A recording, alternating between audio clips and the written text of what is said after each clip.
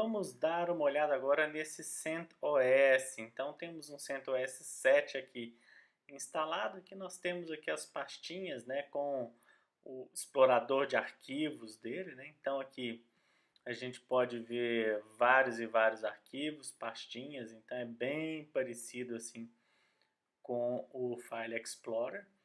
De aplicações, né, nós temos aqui toda a parte, por exemplo, de favoritos, né, onde a gente tem o Firefox. Então aqui ele vai abrir o navegador Firefox. E aqui nós temos um navegador bem padrão, bem igual a qualquer outro Firefox instalado em qualquer outro sistema operacional, né? Aqui nós temos também em acessórios, né, calculadora, arquivos, reloginho, né, tem uma calculadora bem simples aqui, básica, ou né, se a gente quer uma calculadora financeira, se a gente quer uma calculadora avançada, né, você pode escolher que tipo de calculadora você quer. Aqui nós temos a parte de escritório, então ele já vem instalado com o LibreOffice. Então aqui a gente pode entrar na calculadora, que é o Excel, né, dele. Então ele pode abrir, salvar, permite fórmulas do mesmo jeito. Então é bem um Excel isso daqui. Né? Nós temos aqui a parte do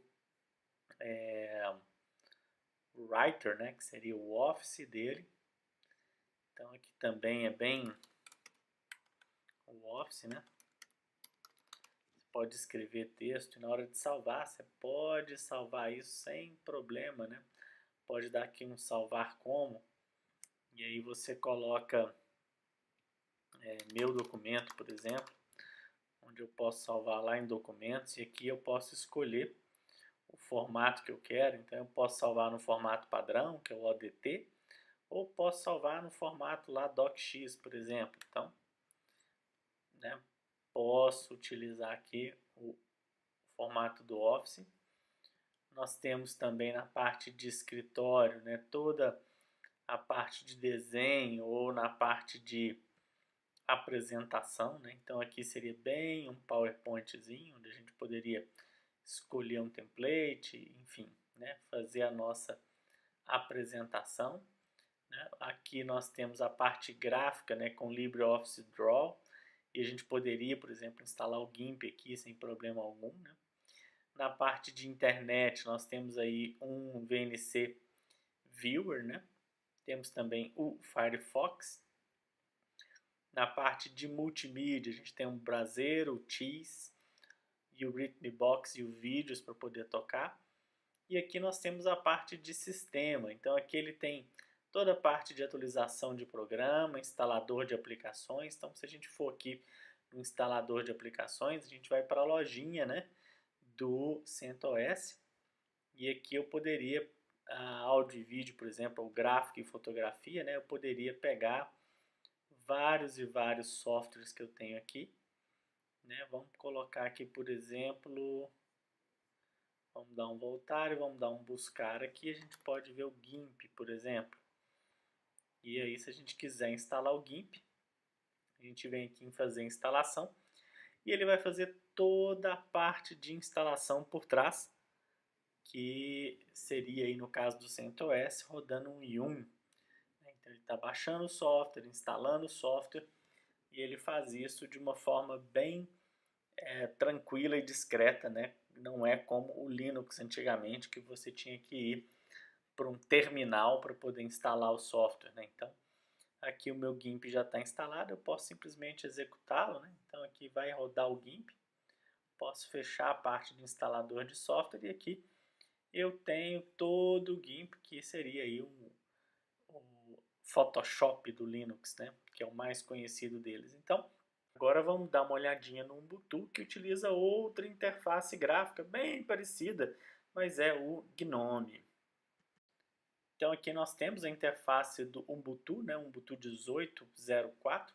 Aqui ele está utilizando o GNOME, uma interface bem parecida, né? Nós temos aqui o nosso diretório Home, né, onde tem aqui as pastinhas, tem os arquivos, sem problema algum. Posso entrar na parte de documentos. Enfim, se eu tiver algum documento aqui e quiser abrir, né, por exemplo, vamos abrir aqui um calendário 2019, que é um documento no Word.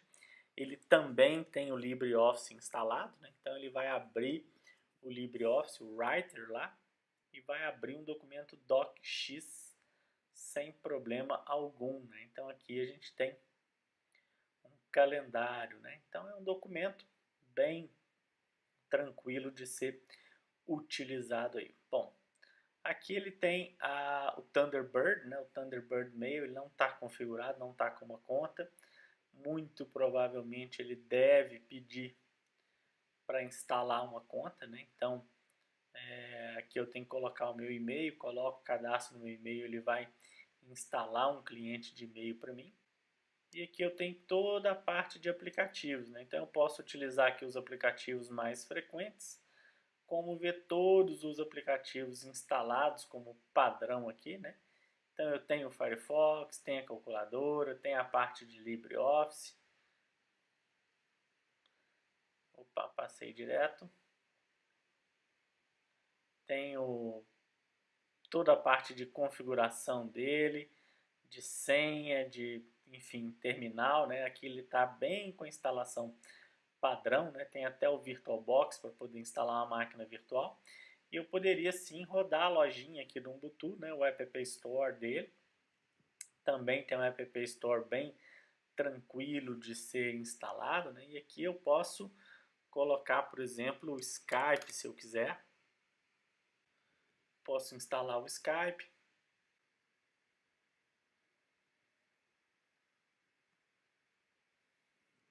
Então aqui ele vai pedir minha senha, né? E ele vai realizar a instalação do Skype. Enquanto ele instala, eu posso, por exemplo, colocar o Spotify aqui.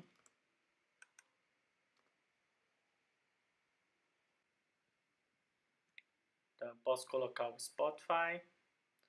Também vai fazer a instalação do Spotify. Primeiro ele vai terminar de instalar o Skype para depois instalar o Spotify. Vamos supor que eu não gosto do Firefox. Eu posso também instalar o Chrome. Então aqui eu tenho, por exemplo, o Chromium, que é uma versão open source do Chrome. Enquanto ele instala, se eu quiser mostrar para vocês o velho e bom terminal, né, eu venho aqui na parte de terminal, eu tenho o Xterm, ou o term dele aqui, então aqui eu posso entrar no terminal, né, que eu estou utilizando uma máquina virtual, e aqui eu posso dar qualquer comando que eu queira no meu Linux para poder utilizar ele como se fosse no modo de shell, né, no modo texto dele sem problema algum, enquanto aqui por trás eu estou rodando o meu modo gráfico. Pronto, como a gente pode ver aqui, instalou o Chromium, né? A gente pode até lançar ele.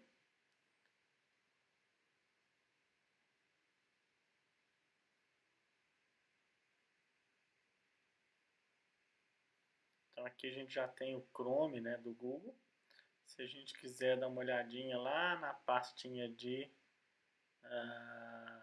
aplicativos, né, a gente vai ver que nós temos instalado aqui o Skype, igual a gente já fez, e temos instalado aqui também o Spotify. Então, o Ubuntu, né, com o Gnome, ele é bem versátil, bem cheio de aplicativos aí na sua lojinha e é um Linux bem fácil para ser utilizado pelos usuários. Então, fica aí as duas opções de Linux, né? Você pode também utilizar várias e várias versões. Recomenda-se que você instale uma máquina virtual, como o VirtualBox, e aí você instale várias e várias versões de Linux, né, como o CentOS, o Ubuntu, o Debian, o OpenSUSE, o Fedora, o que você quiser, o Mint, né, e aí você escolha aquele que lhe agrada mais. Né. No computador do meu filho, por exemplo, eu botei o Deepin,